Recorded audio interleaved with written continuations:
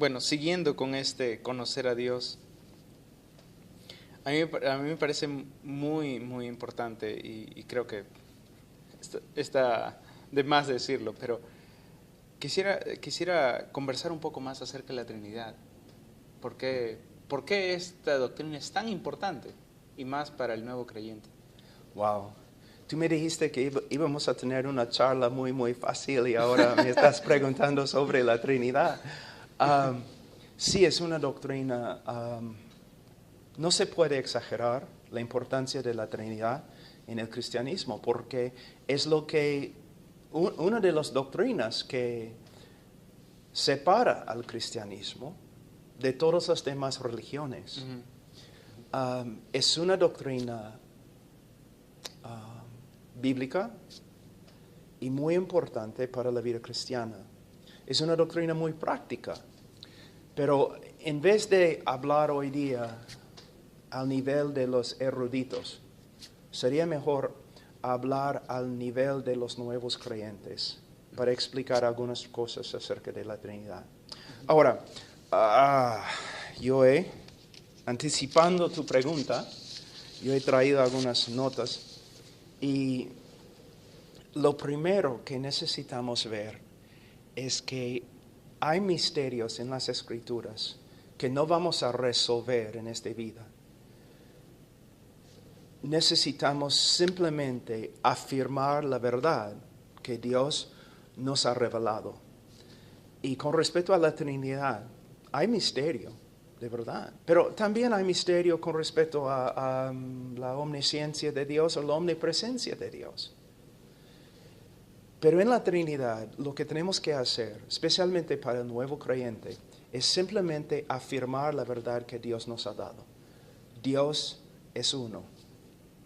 El cristianismo no tiene tres dioses, como algunas sectas dicen acerca de nosotros. No tenemos tres dioses. Dios es uno. Pero a la vez tenemos que afirmar de la Escritura, ¿no?, que el Padre se llama Dios. Tiene los atributos de Dios y hace las obras de Dios. El Hijo, podemos decir lo mismo, se llama Dios. Tiene los atributos de Dios y hace las obras de Dios. El Espíritu Santo, igual. Entonces, una vez yo estaba hablando con un testigo y él dijo, si tú no me puedes explicar cómo Dios puede ser uno y Dios puede ser tres, no voy a creerlo. Y yo le dije, bueno, ¿puedes explicarme cómo funciona la electricidad? Y él me dijo, no. Entonces, ¿vas a quedarte en la oscuridad simplemente porque no puedes explicar cómo funciona? Tú sabes que es una realidad, pero como ser humano tú tienes limitaciones. Es lo mismo, yo afirmo lo que la Biblia afirma. Y Dios es uno y hay tres personas que son Dios. Con respecto a Dios es uno, vamos primeramente a Deuteronomio y vamos a ver un texto que es muy importante hasta el día de hoy para los judíos. Capítulo 6, versículo 4. Hace 3 semanas yo estuve en Tel Aviv y estuve también en Jerusalén. Y en casi cada lugar vas a ver en las paredes, en las tiendas donde se venden camisas para los turistas, tú vas a ver, versículo 4, escucha, oh Israel, el Señor es nuestro Dios, el Señor uno es. Now, cuando en el Antiguo Testamento, en hebreo, cuando escuchamos escuchar, especialmente como un mandamiento, escucha, significa más que simplemente oír, sino también obedecer.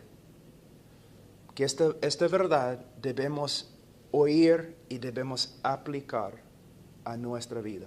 ¿Okay? Entonces, un texto muy importante llega a ser en hebreo Shema, que significa oír, escucha. Entonces, Dios es uno y es el testimonio de toda la Escritura. Y no solamente el Antiguo Testamento, sino también el Nuevo Testamento testifica que Dios es uno. Los apóstoles no cambiaron nada con respecto a esta verdad fundamental de la religión de la Biblia. Dios es uno. Podemos ir a 1 Corintios. Por ejemplo, Pablo está obrando acá, predicando entre un grupo de personas, una cultura que tenía muchos dioses. Y en versículo 4, él dice, por tanto, en cuanto a comer de lo sacrificado a los ídolos, sabemos que un ídolo no es nada en el mundo y que no hay sino un solo Dios. A la vez, él dice, hay un solo Dios y un solo mediador entre Dios y los hombres, Jesucristo. El hombre Jesucristo. Ahora, entonces, el nuevo cristiano, el nuevo creyente necesita saber y afirmar que hay un solo Dios. Pero a la vez, tenemos que afirmar que en el Nuevo Testamento y a veces en el Antiguo Testamento, podemos ver textos que nos muestra que aunque Dios es uno, hay algo casi inexplicable, especialmente en el Antiguo Testamento, que está comenzando a revelarse. El Hijo de Dios, el Mesías, que a veces en los profetas, aún en la ley, podemos ver un hombre, pero a la vez este Mesías es mucho más que un hombre. Por eso muchos rabinos y muchos escribas y estudiantes antes de la venida de Cristo y aún después afirmaban que el Mesías iba a ser divino. También vemos el Espíritu Santo, no solamente en el Nuevo Testamento, sino también en el Antiguo Testamento. Y podemos ver que tiene atributos divinos, está haciendo obras que solamente Dios hace. Por ejemplo,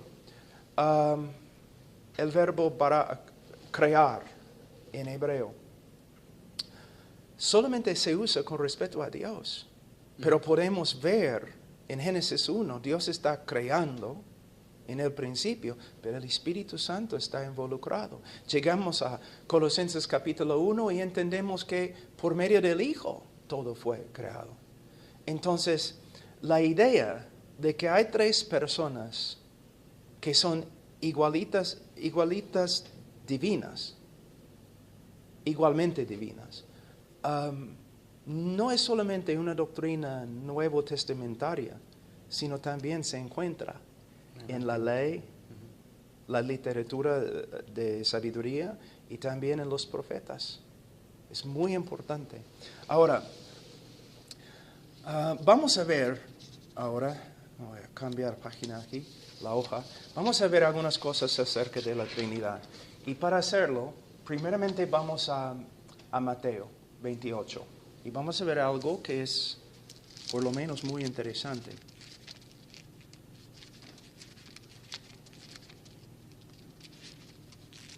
Tengo una nueva Biblia en español, es muy difícil encontrar mi lugar.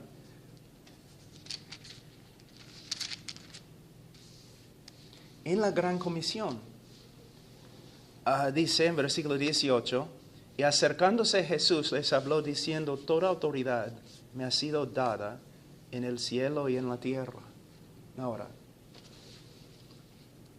este texto es muy importante para los misioneros que están trabajando en el campo misionero, ¿no es cierto? Porque es muy difícil. Necesitamos saber que nuestro Señor tiene toda autoridad en la tierra. Pero no solamente en la tierra, en el cielo. Entonces, ¿de verdad Dios va a dar autoridad, una autoridad así, a un mero hombre? No lo creo. Aquí mismo, en este texto de la Gran Comisión, tenemos una declaración muy clara de que Jesús es más que un ángel, más que un hombre, más que un Dios pequeño. Es Dios de verdad. En el sentido más estricto de la palabra, Jesús es Dios. Pero aquí tenemos también algo acerca de la Trinidad. Dice en versículo 19, id pues y haced discípulos de todas las naciones, bautizándolos en el nombre del Padre y del Hijo y del Espíritu Santo. Quizás un nuevo creyente dice o pregunta, ¿qué tiene que ver con la Trinidad?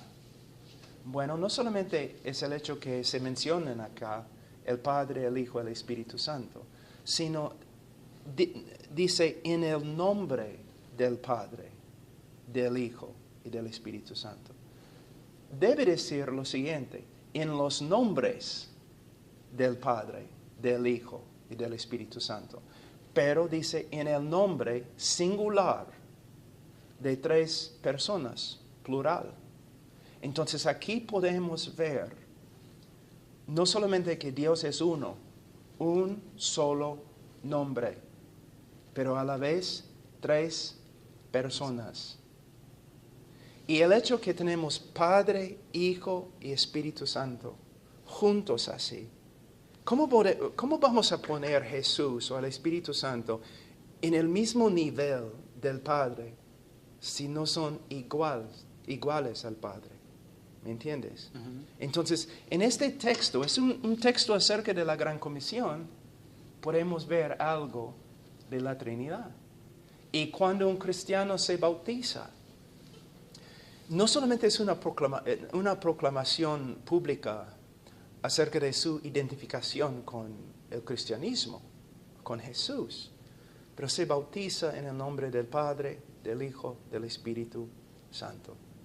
Muy importante. Y también podemos verlo en 2 Corintios. Vamos a 2 Corintios un ratito. Capítulo 13.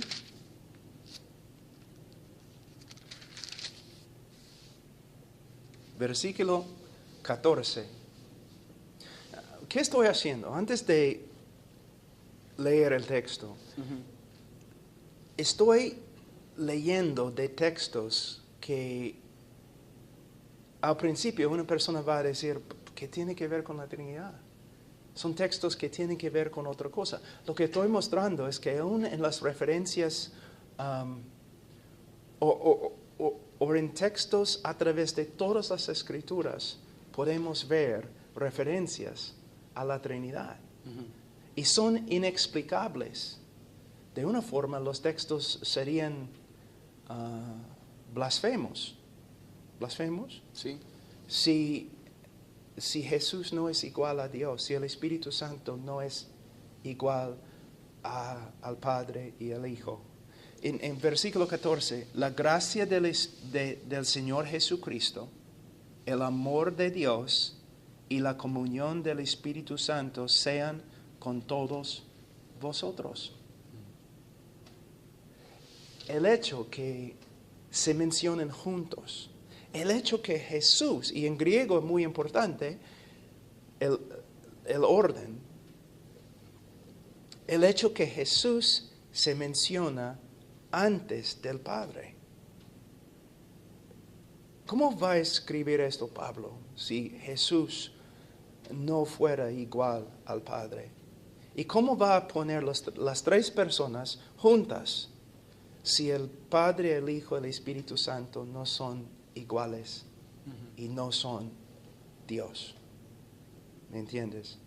Ahora, vamos a algunos textos que hablan directamente acerca de cada persona y el hecho que cada persona se llama Dios. 1 Corintios 8:6, podemos volver. 1 Corintios 8. Es bien interesante también los versículos que has estado mencionando, porque la idea no es mostrar la Trinidad, sino son indirectamente Sí. referencias a una Trinidad. Lo tenían por asumido ya, ¿no? Sí, por asumido, totalmente, ¿no? Y corre por toda la Escritura. Y podemos decir, tengo que decirlo, no solamente el Nuevo Testamento. Si somos honestos, tenemos que reconocer en el Antiguo Testamento lo mismo, que el Mesías, ¿quién es? los rabinos siempre andaban perplejos con respecto a eso, porque de verdad es un hombre, pero el Mesías es mucho más que David, mucho más que un hombre, mucho más que un ángel. Y el Espíritu Santo no es un poder impersonal, no como electricidad, es una persona, tiene una voluntad, hace obras. Aún en el Antiguo Testamento, el Espíritu Santo puede ser ofendido. Ya comenzamos a ver. Hay algo que está pasando acá. Es una de las razones por las cuales de verdad me encanta el Antiguo Testamento. Es un tesoro. Es como sí, buscar y por buscar. medio de estudiar en el Antiguo Testamento, tú comienzas a ver, wow, la doctrina de Cristo se encuentra acá. La doctrina del Espíritu Santo se encuentra acá, claramente. Y Jesús, Él no se encuentra solamente en el Nuevo Testamento, se encuentra en cada página de la Biblia. Todo tiene que ver con Él. Y los grandes predicadores, ellos se daban cuenta de eso. Y sus prédicas eran tan impactantes porque predicaban a Cristo. No simplemente una moralidad o 10 principios por los cuales podemos mejorar la vida. No, ellos predicaban a Cristo. Y es lo que nosotros debemos hacer, es predicar a Cristo. Ahora, en 1 Corintios 8:6, sin embargo, para nosotros hay un solo Dios, el Padre, de quien proceden todas las cosas y nosotros somos para Él, y un Señor Jesucristo por quien son todas las cosas y por medio del cual existimos nosotros. Algunas sectas dicen, ya, ve, ustedes, los cristianos deben escuchar este texto porque dice hay un solo Dios, el Padre. Sí, Pablo en este momento está enfatizando la deidad del Padre. Pero no debemos olvidarnos. ¿Qué más dice? Mira, Jesús se llama el Señor en el mismo texto. El Señor, que en el Antiguo Testamento es una palabra muy importante que se reserva solo para Dios. También existimos por medio de Él, pero la Biblia dice que Dios sustenta el mundo, que Dios creó el mundo. Entonces, no es una negación, solamente Él está poniendo énfasis en la persona del Padre. Ahora, vamos a Juan 1. Ya, hablando así no voy a poder entrar en el cielo, ¿no? No. Juan 1:1. En el principio existía el Verbo, y el Verbo estaba con Dios, y el Verbo era Dios. Es lo que el texto dice. En el griego dice, la énfasis es aún más sobre la deidad del Verbo. ¿Por qué? En el griego dice, en el principio existía el Verbo y el Verbo estaba con Dios y Dios era el Verbo, poniendo la énfasis en su deidad. Y si no está diciendo que el Verbo es Dios, entonces versículo 14 no tiene significado. ¿Por qué? Está hablando de la encarnación. ¿La encarnación de qué? Un ángel, pero vamos a Hebreos y sabemos que es mucho más que un ángel. Y no es nada entre un ángel y Dios. Claramente la Biblia dice que es Dios. A veces los testigos de Jehová, o mejor dicho, los testigos sin Jehová, vienen a la puerta y un nuevo creyente contesta. Y comienzan a hablar de la deidad, o los testigos negando la deidad de Jesús. Y siempre dicen a los nuevos creyentes, pero si tú supieras, si tú pudieras leer el griego, sabrías que en el griego claramente no dice Dios, sino un Dios. Cuando ellos vienen a mi casa y dicen que tal cosa, yo siempre digo, ¿de verdad? ¿Es lo que dice? Wow, en griego. ¿Tú lo sabes? ¿Tú sabes que dice en griego un Dios? Sí, claro. Un ratito. Yo voy a mi biblioteca, traigo mi Nuevo Testamento en griego. Y yo les doy mi Nuevo Testamento. Muéstrame. Yo no lo hago simplemente para avergonzar a la persona, pero mayormente ellos siempre te visitan dos personas, un líder y un discípulo. Estoy tratando de mostrar al discípulo que su líder es un mentiroso. Yo le doy mi Nuevo Testamento en griego. Aquí, Señor, muéstrame. Y el hombre está mirando. Mira, yo dejo de hablar con él y yo hablo con su discípulo. Mira, él entró a mi casa básicamente tratando de engañarme, que él no era experto en griego. Pero mira, él ni puede encontrar el libro de Juan en griego. De verdad, joven, ¿este es el hombre que quieres seguir? Por supuesto, los nuevos creyentes no pueden hacer eso, quizás no leen griego, pero no deben tener miedo cuando los testigos vienen con su conocimiento de griego, porque no tienen conocimiento de griego. Otra cosa que es muy importante,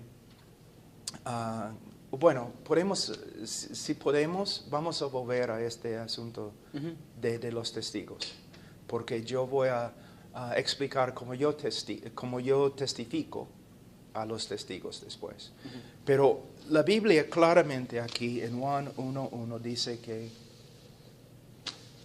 el verbo es Dios. Luego podemos ir a Hechos, capítulo 5, y vemos en versículo 3, ¿no?, la historia, el castigo de Ananías y Zafira. Versículo 3, mas Pedro dijo a Ananías, ¿por qué has llenado, Satanás, tu corazón para mentir al Espíritu Santo y quedarte con parte del precio del terreno? Versículo 4, mientras estaba sin venderse, no te pertenecía, y después de vendida, no estaba bajo tu poder. ¿Por qué concebiste este asunto en tu corazón? No has mentido a los hombres, sino a Dios. Versículo 3, él mintió al Espíritu Santo. Versículo 4, mintió a Dios. Este es un texto muy, muy pequeño, pero podemos llenar horas de video ahora hablando de todos los textos en el Antiguo Testamento y el Nuevo Testamento que hablan de la deidad del Espíritu Santo. De hecho, yo escuché una vez en una lectura un teólogo que dijo, si Jesús no es Dios, ¿cómo podemos explicar el Espíritu Santo? Entonces, ¿quién es Dios? ¿Hay dos personas? Porque no podemos negar que los atributos de Dios y también las obras de Dios también pertenecen al Espíritu Santo. Entonces, tenemos textos directos que hablan de tres personas verdaderas y tres personas distintas. El Padre, el Hijo, el Espíritu Santo, y son Dios. Bueno, gracias, hermano. Es tan importante y a la vez tan ignorado esta doctrina, ¿no? Sí. Que ignorada en los púlpitos, ¿no? Muchas veces,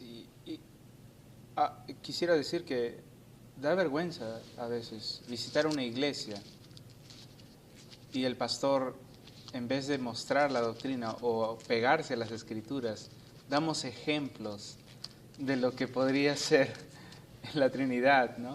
E inclusive caemos en la herejía conocida como el modalismo, ¿no? Sí, bastante. Algunos de los ejemplos. H2O. Ajá. ¿ok? El agua. Sí, líquido, sólido, hielo y vapor. No es una buena ilustración, hermano, es moralismo, es una herejía, Modalismo. moralismo. También, ¿qué es este? Viene del pasto y es una sola planta, pero tiene 3 hojas. El trébol. Sí, ¿no? Tampoco es una buena ilustración. Lo que necesitamos ver es que a través de la historia, herejías con respecto a la Trinidad han venido de 2 totalmente diferentes fuentes. Los que negaban la Trinidad, por supuesto, pero también los que trataban de defender y explicar la Trinidad. A veces usaron ilustraciones no bíblicas, antibíblicas. Pero vamos a hablar un ratito acerca de moralismo. Modalismo. ¿Cómo es? De modo. Moda. De modo. Modo. Modalismo. Modalismo. Es un poco- Ya. Esa herejía se encuentra bastante en nuestro Perú. El grupo, ¿cómo se llama? Solo Jesús. Los unitarios, creo. En el norte del Perú, en la sierra también. Yo he tenido que hablar con personas que eran víctimas de esa doctrina. Y ellos dicen básicamente que si hay un solo Dios, pero no hay 3 personas distintas y verdaderas, sino Dios se revela a través de 3 diferentes modos. ¿No? En el Antiguo Testamento, el Padre. En el Nuevo Testamento, el Hijo, en la encarnación. Y ahora en el Espíritu Santo. El problema es que el Padre, el Hijo y el Espíritu Santo crearon el mundo. Sostienen el mundo. También hay un texto muy sencillo que demuestra cuán ridículo es esta herejía. Se encuentra en Marcos capítulo 1. Marcos 1, versículo 10. Está hablando del bautismo de Jesús. En versículo 9, y sucedió en aquellos días que Jesús vino de Nazaret, de Galilea, y fue bautizado por Juan en el Jordán. E inmediatamente al salir del agua, vio que los cielos se abrían y que el Espíritu Santo como paloma descendía sobre él, y vino una voz de los cielos que decía: Tú eres mi Hijo amado, en ti me he complacido. Ahora, el Hijo es bautizado, el Espíritu desciende y el Padre habla del cielo. Entonces, el Hijo en el agua, bautizado, el Espíritu descendiendo sobre él y el Padre hablando del cielo. En esta ilustración tan sencilla ya podemos ver que la doctrina es una herejía. Que no es, como ellos dicen, un solo Dios, una sola persona que se manifiesta en 3 diferentes modos, sino un solo Dios, 3 personas distintas y verdaderas, el Padre, el Hijo y el Espíritu Santo. Ahora, una persona me dice, pero explica la doctrina. Mira, la verdad no depende de mi capacidad de explicarla. La verdad es la verdad. Se sostiene a solas, sin yo. No me necesita, ¿no? Yo solamente, como un hombre limitado, yo solamente tengo que someterme a las Escrituras. Un testigo una vez estaba hablando conmigo y yo le dije, mira, la diferencia es, tú te sientes capaz de inventar nuevas doctrinas. Yo me someto a solamente lo que se revela en las Escrituras. Yo no tengo opciones porque yo creo que la Biblia es la palabra de Dios. Y si la Biblia me dice que Dios es uno, yo tengo que afirmar, conforme a cómo se explica en las Escrituras, que Dios es uno. Y si la Biblia me dice que el Hijo, el Padre, el Hijo, el Espíritu Santo, cada uno lleva el nombre de Dios, yo tengo que aceptarlo. Yo no tengo opciones. Y las sectas, ellos se sienten capaces de no solamente inventar doctrinas diferentes, sino cambiar las Escrituras, como los testigos lo han hecho en su traducción. ¿No? Otra cosa que quizás es muy, muy importante decir, que una manera de ver la Trinidad, una manera práctica, es que en Juan 1:18, vamos a Juan 1:18.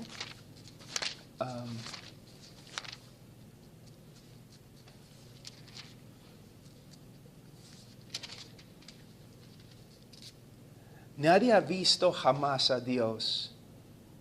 El unigénito Dios que está en el seno del Padre, Él le ha dado a conocer. Entonces, el Padre es el Dios invisible, que según las Escrituras nadie lo ha visto, nadie, no en su plena gloria, pero Jesús sí, y Jesús nos ha explicado quién es Dios, por medio de su encarnación y por medio de sus obras y por medio de sus enseñanzas. Entonces el Padre es el Dios invisible, el Hijo es el Dios encarnado. Y podemos ver de un texto que ya hemos leído, versículo 1 y versículo 14 del libro de Juan. ¿No? En versículo 1, en el principio existía el Verbo y el Verbo estaba con Dios y el verbo era Dios. 14, y el Verbo se hizo carne y habitó entre nosotros. Y vimos su gloria, gloria como del unigénito del Padre, lleno de gracia y de verdad. La palabra habitar acá se puede, en griego, es más que Él tabernaculó entre nosotros, se puede decir. No, en el Antiguo Testamento, durante los reinados de David, Salomón, durante las épocas del templo, Dios habitó dentro del templo. Pero ahora Dios en su plenitud habita dentro de la persona de Jesús. Y al final, en Romanos 8, con respecto al Espíritu Santo,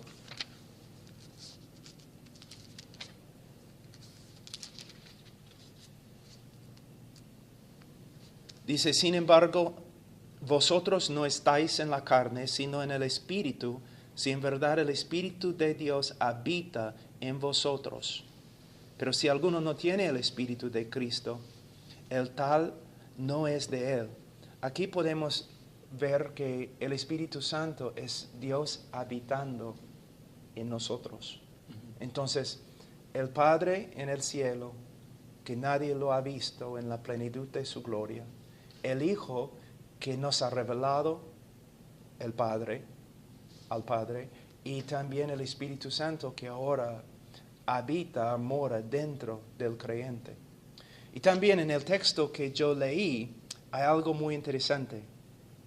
Simplemente escucha lo que dice. Sin embargo, vosotros no estáis en la carne, sino en el Espíritu. Hablando del Espíritu.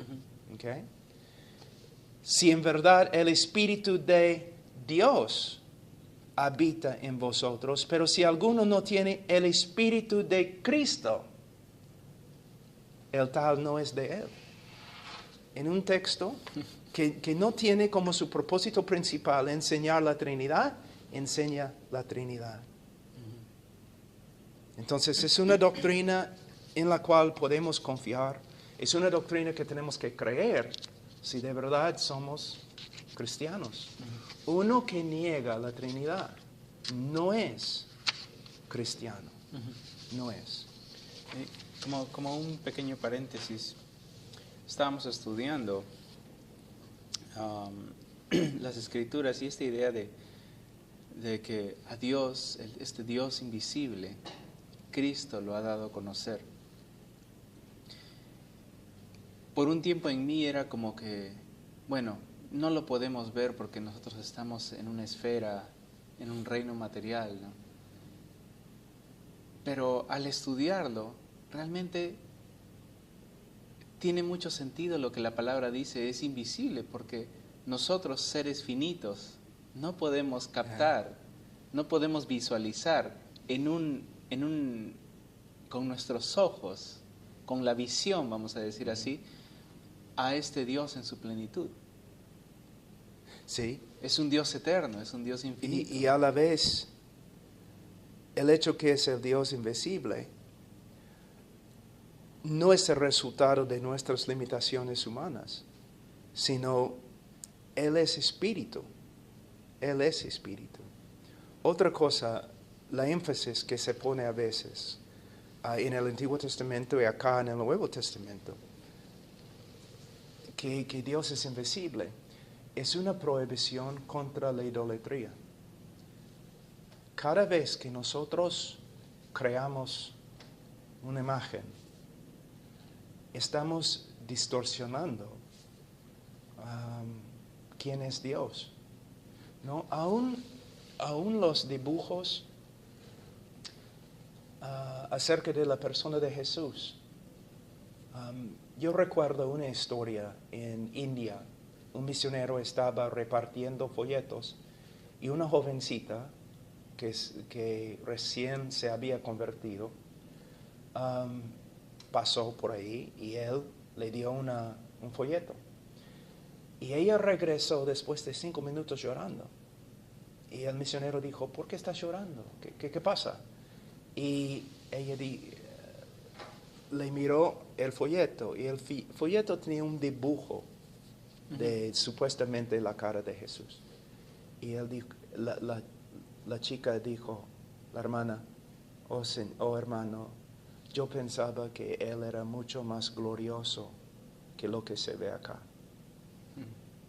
Entonces cada dibujo, cuadro, imagen de Dios, aún de Jesús, es una distorsión de la gloria de su persona.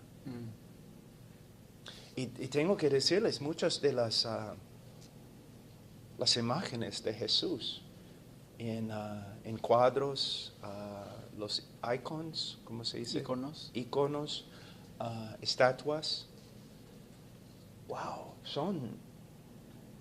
ni parecen, no son hermosos, son feos, asustan. Y muchos son muy femeninas. Y es una distorsión completa de quién era Jesús, el hombre, y quién es. Entonces debemos tener bastante cuidado, aún en la literatura, que damos a los niños. ¿No? ¿Qué dicen? En inglés dicen que a photograph is worth 1,000 words. Una foto. Una imagen habla más que miles de palabras. Sí. No, es como cuando una persona piensa en Moisés, ¿no? Y el éxodo de Egipto. Muchas veces toda su idea del éxito proviene de la película por Cecil B. DeMille, ¿no? Con Charlton Heston, que con las escrituras o en las películas acerca de Jesús. Jesús es más gringo que todos los demás que están alrededor de él, más alto, más hermoso. El único con cabello largo. Sí, el único con cabello largo, ojos verdes. Entonces, necesitamos tener bastante cuidado y simplemente pegarnos a las escrituras.